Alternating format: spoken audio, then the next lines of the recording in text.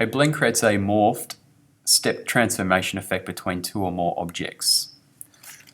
We're going to show two different variations. First of all, you need to select a blend tool from the toolbox. The first one, we're going to make it so it's just a straightforward transformation, and the second one, we're going to make it so it sort of rotates. With the first one, select it within that little white box there, within the fill area, along with the fill area of the second design, and you can continue to do a third and fourth, so on and so forth. Then we're going to modify it in terms of how many steps or distance between each little transition. So we'll go to Object, down to Blend Options, and we can change the spacing to specific steps. So we're at 248 at the moment. Do a preview, we can change that to 7 to make it a little bit more visual what's occurring.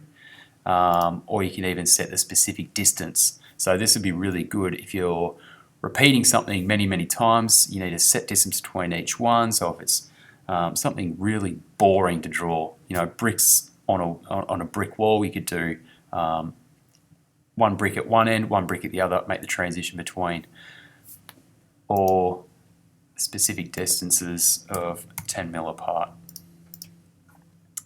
What we'll stick with is a 7 for the visual, and that will be that transition. Now the second one, we're going to make a blend from different points. So I'll select on different points of the object, and it should see a little bit more of a different transition, a bit more dynamic. To get into the blend options, you can double click on the blend tool, and that will open that up, and once again we'll show 7, and you can see the difference that's occurring there.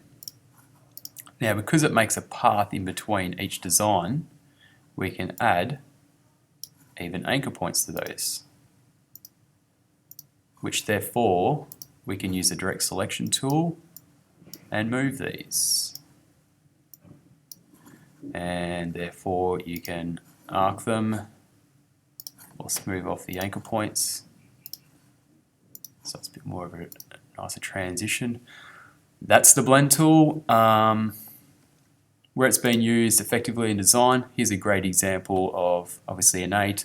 They've used the blend tool here for each little section. So this section would be one design. They would have drawn the outside, either outside bounding lines, and used the blend tool to make the transitions of the great colours, the use of the lines, and then last of all just gone through and put these little white highlights on to give a more three-dimensional effect. Thanks.